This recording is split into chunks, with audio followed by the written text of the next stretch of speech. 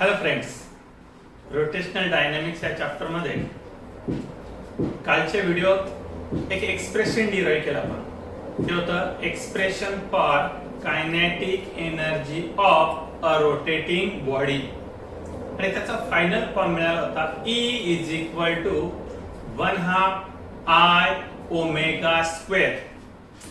त्या फॉर्म मध्ये I represent करतो मोमेंट ऑफ इनर्शिया.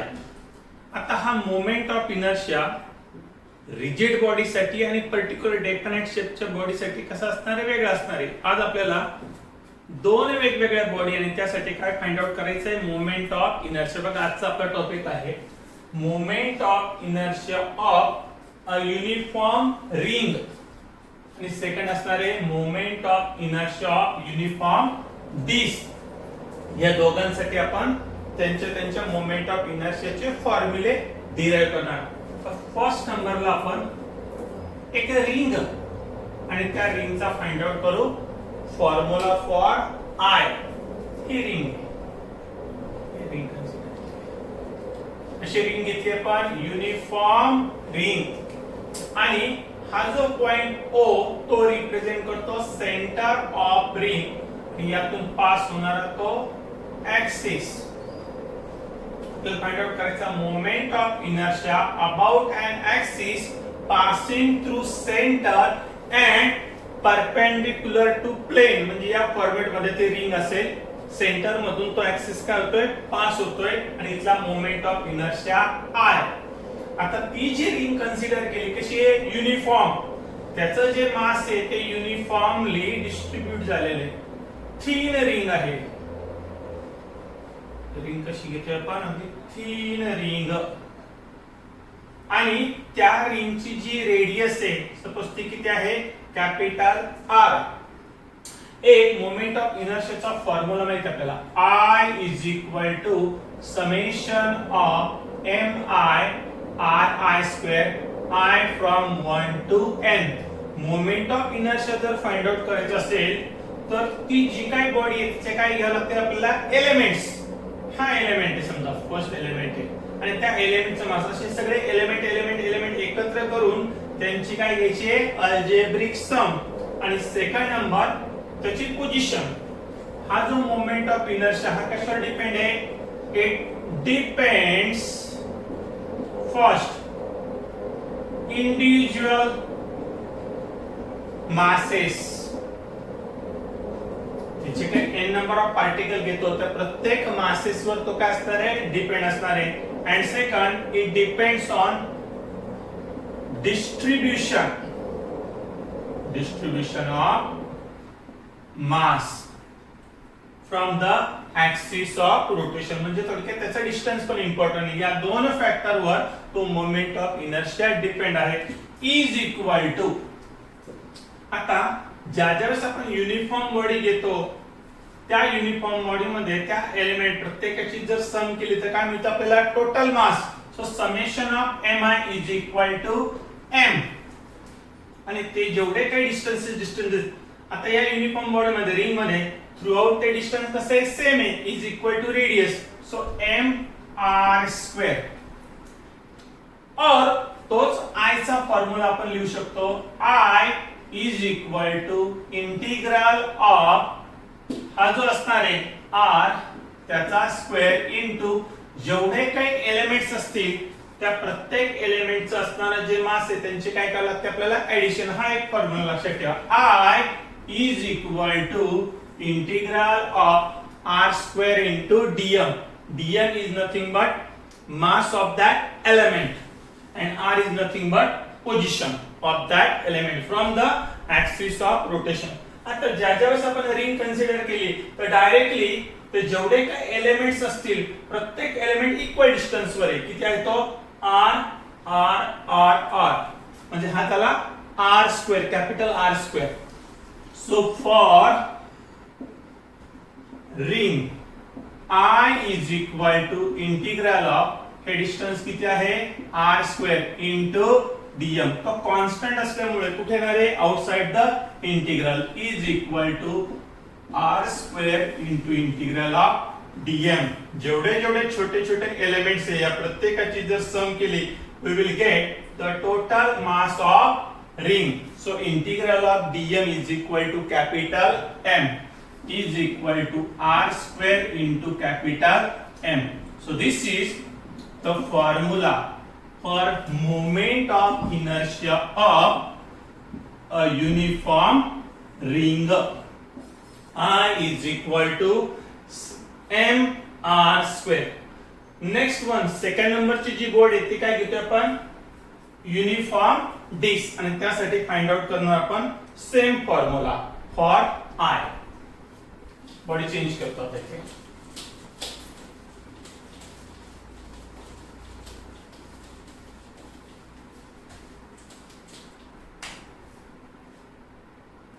नंबर 2 घेतो आपण फॉर युनिफॉर्म डिस्क. ही एक डिस्क इथे ड्रॉ केली.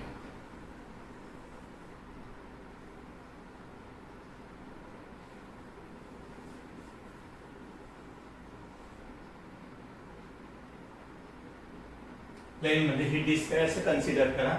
हा त्याचा सेंटर पॉइंट O आणि यातून पास होतोय तो axis. So we have to find the moment of inertia of this uniform disc about an axis passing through center O. आता ही जी काही डिस्क कन्सिडर केली त्या डिस्कला काय असणार आहे मास. त्या डिस्कचा सेंटर पासून काय असणार आहे डिस्टन्स. आता हे सेंटर पासून हे जे डिस्टन्स आहे ते दाखवलं मी कॅपिटल R आणि त्या डिस्कचा मास किती आहे m. सो फॉर डिस्क दोन फॅक्टर माहित झाले. एक म्हणजे capital M mass of disk आणि capital R distance from point O. आता थोड्या वेळापूर्वी आपण एक फॉर्म्युला डिराइव्ह केला होता. कोणासाठी होता तो होता moment of inertia for a ring. आता ही जी डिस्क फॉर्म झाली आहे या डिस्क मध्ये काय असतील n नंबर ऑफ रिंग्स. बघा इथे एक रिंग तयार करू आपण. ही रिंग ऑलरेडी ही जर एक रिंग कन्सिडर केली तर रिंग साठी मोमेंट ऑफ इनर्शियाचा फॉर्म्युला माहिती आपल्याला I is equal to mr square. ही एक ring, second ring, third ring, खूप साऱ्या या रिंग्स आणि यांचं जर कॉम्बिनेशन केलं तर आपल्याला काय मिळू शकते युनिफॉर्म डिस्क. म्हणजे इझिली किंवा डायरेक्टली आपण काय करू शकतो या सिंगल रिंग साठी त्याच्या मोमेंट ऑफ इनर्शियाचा फॉर्म्युला मांडू शकतो. आता ही जी सिंगल रिंग घेतलीये त्या सिंगल रिंग त्याची रेडियस किती आहे स्मॉल r आणि या रिंगचा जो थिकनेस आहे तो थिकनेस इथे दाखवला मी dr. पण मोमेंट ऑफ इनर्शिया साठी दोन फॅक्टर लागतात. एक तर लागतं त्याचं मास आणि दुसरं लागतं त्याचं डिस्टन्स. आता या रिंगचं मास आपल्याला माहिती नाही. हा पण ती जी युनिफॉर्म डिस्क आहे युनिफॉर्म असल्यामुळे तिथला जो एक फॅक्टर कुठला फॅक्टर त्याला आपण म्हणतो सिग्मा. आणि सिग्मा रिप्रेझेंट सरफेस डेन्सिटी. ते जे काही मटेरियल असेल ज्या मटेरियल पासून ती डिस्क फॉर्म झालेली तशी युनिफॉर्मली डिस्ट्रीब्युटेड झाले. त्यामुळे कुठलाही सेक्शन घेतला आपण समजा हा सेक्शन घेतला सेम साइजचा दुसरा जर सेक्शन घेतला आपण साइज सेम आहे म्हणजे त्याचा एरिया जर सेम असेल तर तिथे असणारा sigma means mass per unit area त्यानंतर सरफेस डेन्सिटी ही कशी असेल same. So sigma is nothing but surface density is equal to mass upon area. हे फक्त आपण डिस्क साठी घेतो. एकदा डिस्क साठी इक्वेशन मांडून घेतलं की मग ते यूज करणार for the given ring. He ring काय असेल त्या डिस्कचा एक छोटासा पार्ट एलिमेंट आपण म्हणतो एलिमेंट. हा त्याचा काय असणार आहे एलिमेंट. सो फॉर डिस्क त्याची व्हॅल्यू येणार आहे m is equal to mass capital M mass area. आता ती जी डिस्क आहे त्याला जो शेप आहे कसा आहे सर्क्युलर शेप आहे.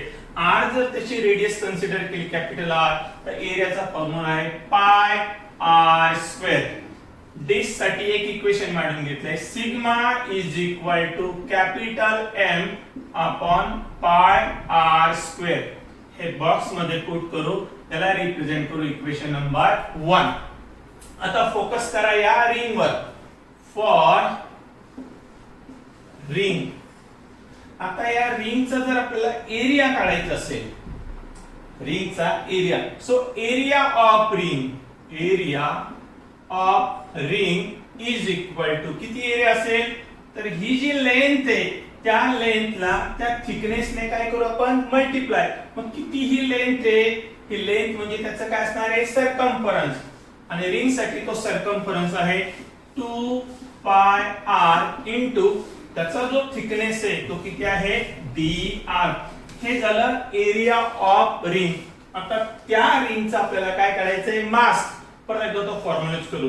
Therefore sigma is equal to mass upon area is equal to, आता हा एलिमेंट असल्यामुळे त्याचं जे मास आहे छोटा पार्ट असल्यामुळे ते रिप्रेझेंट करू आपण dm डिवाइडेड बाय त्याचा जो एरिया आहे किती येतो 2 pi r into dr. Therefore हा जो 2 पाय r dr इकडे काय करू आपण मल्टिप्लाय करू म्हणजे मिळणार for dm. Therefore dm is equal to 2 pi r into sigma into dr. याला रिप्रेझेंट करतो इक्वेशन नंबर 2. आता मोमेंट ऑफ इनर्शियाचा जो फॉर्म्युला आहे तो यूज करू आपण. काय फॉर्म्युला आहे, but I is equal to integration r square into dm. आता ही जशी एक रिंग घेतली आपण, किती रिंग घेऊ शकतो, अगदी सेंटर पासून घेतलं तर first ring, second ring, third ring, fourth and so on. त्यातली पहिली जी अगदी निग्लिजिबल साईज असणारी रिंग त्याची रेडियस त्याचं सेंटर पासून डिस्टन्स किती असेल 0, आणि ती जी लास्टची रिंग तयार होते त्याचं डिस्टन्स किती असणार आहे कॅपिटल R.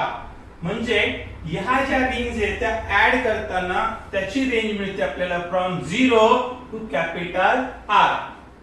0 म्हणजे अगदी स्टार्टिंगची रिंग, जसं आपण त्याचं डिस्टन्स वाढत जाऊ तर रिंगची साईज पण काय होणार आहे वाढणार आहे, आणि जी फायनल रिंग असेल त्या फायनल रिंगचं डिस्टन्स असणार आहे कॅपिटल R. हे झालं त्या इंटिग्रेशनचं लिमिट फ्रॉम 0 टू R. आता व्हॅल्यू पुट करू. I is equal to integration from 0 to r square into dm. बघा dm ची व्हॅल्यू किती आहे 2 pi r sigma into dr. आता जेवढ्या काही कॉन्स्टंट टर्म त्या कुठे गेलो आपण आउटसाइडला. So I is equal to 2 pi sigma हे कुठे येतील आउटसाइडला. 2 pi sigma into integration from 0 to capital r square into r किती झाला तो r cube into dr. r cube इंटिग्रेशनची प्रॉपर्टी आहे काय, इंटिग्रेशन मध्ये त्याची जी पॉवर ती का ते increase by 1. So r cube त्याचं इंटिग्रेशन होणार आहे r raise to 4. I is equal to 2 pi sigma याचं इंटिग्रेशन मिळालं त्याला r raise to 4 divide by हा नंबर इथे टाकतो आपण 4, आणि त्याचे limits from 0 to r is equal to हे कंटिन्यू करू आपण. एकदा अप्पर लिमिट पुट करणार, एकदा लोअर लिमिट पुट करणार, आणि दोघांचं काय करणार आहे डिफरन्स. अप्पर लिमिट पुट केलं तर हा होणार आहे capital R raise to 4 divide by 4 minus lower limit किती आहे 0, त्यामुळे ऑटोमॅटिक सेकंड टर्म ही काय होऊन जाईल cancel. Is equal to 2 pi into हा जो सिग्मा आहे हा कोणासाठी आहे कंप्लीट डिस्क साठी, आणि त्याची व्हॅल्यू आहे capital M upon pi r square. Capital M upon pi r square into आता लिमिट पुट केली, अप्पर लिमिट जर आपण पुट करू तर हा होतो r raise to 4 divided by 4. काय काय कॅन्सल होण्यासारखं आहे, पाय पाय गेट कॅन्सल, r स्क्वेअर त्यातले 2 पार्ट कट होतील इथे होणार आहे r स्क्वेअर.